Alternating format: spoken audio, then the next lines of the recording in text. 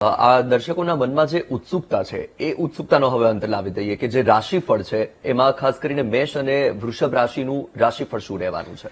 વત્સલભાઈ, વાત કરવામાં આવે તો મેષ રાશિ કે જેના અક્ષર છે અલય, જેનો સ્વામી બને છે મંગળ મહારાજ. મેષ રાશિ વાળા જાતકો માટે આજે પ્રોપર્ટીને લગતા કામકાજની અંદર તમને રાહત મળતી જણાશે. શત્રુ પક્ષ તરફ તમે વિજય મેળવી શકો અને પારિવારિક તણાવના કારણે માનસિક અશાંતિ થોડી ઘણી રહેતી જણાશે.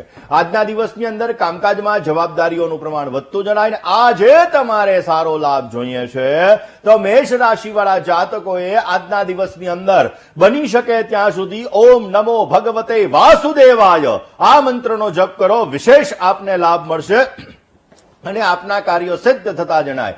વાત હવે કરીએ દર્શક મિત્રો વૃષભ રાશિની. વૃષભ રાશિ કે જેના અક્ષર છે બહુ, જેનો સ્વામી બને છે શુક્ર મહારાજ. વૃષભ રાશિ વાળા જાતકો માટે સંતાનને લગતા પ્રશ્નોની અંદર તમને રાહતનો અનુભવ થતો જણાય. વ્યવસાયિક કામકાજની અંદર વિશેષ માત્રામાં આપને સારો લાભ મળી શકે. શેર બજારથી પણ તમને સારો લાભ મળે એવા સંપૂર્ણ ચાન્સીસ બની રહ્યા છે. આજે સુંદર મજાના પ્રવાસના યોગો જણાઈ રહ્યા છે. આજે તમારે સારો લાભ જોઈએ છે તો વૃષભ રાશિ વાળા જાતકોએ ગાય માતાને ઘાસ અર્પણ કરવું વિશેષ લાભ મળતો જણાશે અને આપના કાર્યો સિદ્ધ થતા જણાય. દર્શક મિત્રો, આપણે ભવિષ્ય દર્શનમાં આગળ વધીએ અને મુકુંદભાઈ પાસેથી એ પણ જાણીશું. મુકુંદભાઈ, મિથુન અને કર્ક રાશિનું રાશિફળ શું રહેવાનું છે એ પણ તમે દર્શકોને જણાવી દો. દર્શક મિત્રો, વાત આપણે કરી રહ્યા છીએ 12 રાશિમાં ત્રીજી રાશિ એટલે કે મિથુન રાશિની. મિથુન રાશિ કે જેના અક્ષર ક અને ઘ છે, જેનો સ્વામી બને છે બુધ મહારાજ.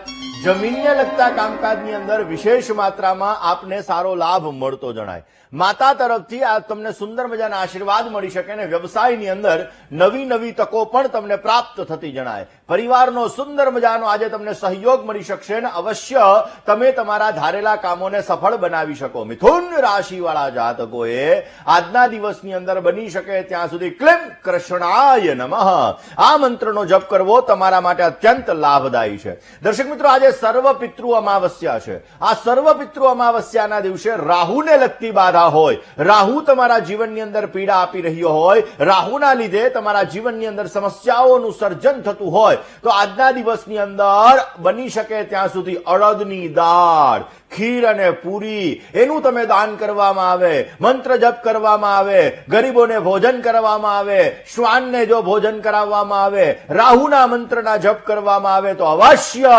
વિશેષ માત્રામાં તમને લાભ મળી શકે છે અને રાહુને લગતી સમસ્યા દૂર થાય છે અને તમારા કાર્યની અંદર તમને સારો લાભ મળી શકે છે. વાત કર્ક રાશિની કરીએ.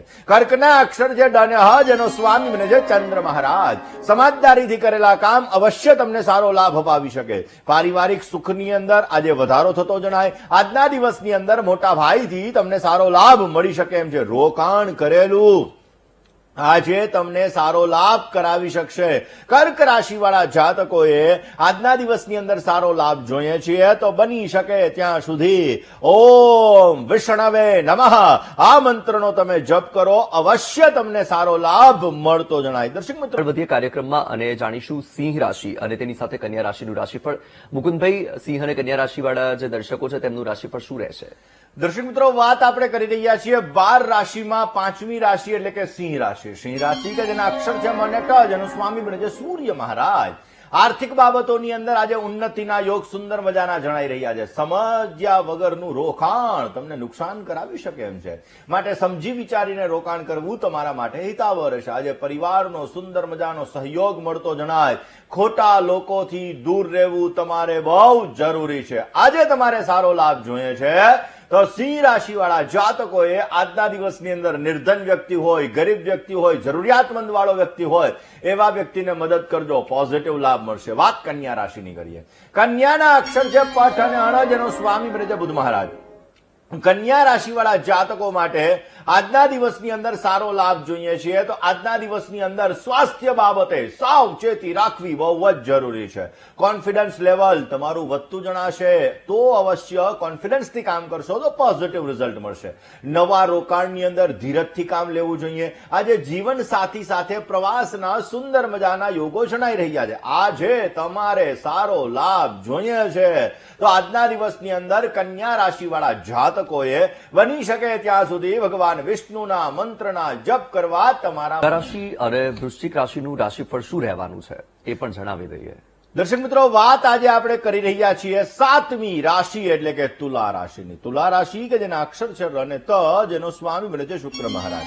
ખોટા ખર્ચા ઉપર કાબુ રાખવો તમારે બહુ જરૂરી છે. નવા આવકના દ્વાર આજે ખુલતા જણાય અને ભાગીદારી વાળા કામકાજની અંદર આજે તમારે સાવચેતી રાખવી બહુ જ જરૂરી છે.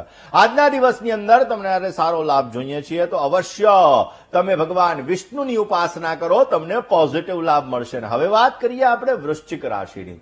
વૃશ્ચિક રાશિ કે જેના અક્ષર છે ન અને ય, જેનો સ્વામી છે મંગળ મહારાજ. આર્થિક બાબતોની અંદર આજે તમને સારો લાભ મળી શકે. આકસ્મિક ધન લાભની શક્યતાઓ આજે વધારે છે. પ્રોપર્ટીને લગતા પ્રશ્નોનું નિરાકરણ મળતું જણાય. વાહન ચલાવવામાં આજે પરેજી રાખવી બહુ જરૂરી છે. વૃશ્ચિક રાશિવાળા જાતકોએ ગરીબ વ્યક્તિ હોય, નિર્ધન વ્યક્તિ હોય, આવા વ્યક્તિઓને ગ્રોસરીનું દાન કરો, આજે અનાજનું દાન કરો. વિશેષ તમને લાભ મળી શકશે અને અવશ્ય તમારા કાર્યો સિદ્ધ થતા જણાશે. દર્શક મિત્રો, અને મકર રાશિનું રાશિફળ શું રહેવાનું છે? વાત દર્શક મિત્રો કરીએ 9મી રાશિ એટલે કે ધન રાશિની. ધન રાશિ કે જેના અક્ષર છે વધ, ભ અને ઢ, જેનો સ્વામી બને છે ગુરુ મહારાજ. આવકના સાધનોની અંદર આજે વધારો થતો જોવા મળી શકે. વાહન લેવાના સુંદર મજાના યોગો છે. નવું ઘર લેવા માટે આજે જો મહેનત કરવામાં આવે તો નવરાત્રીમાં ટોકન આપી દેજો. આજના દિવસની અંદર સહકર્મચારી વર્ગનો સુંદર મજાનો સહયોગ તમને મળતો જણાય.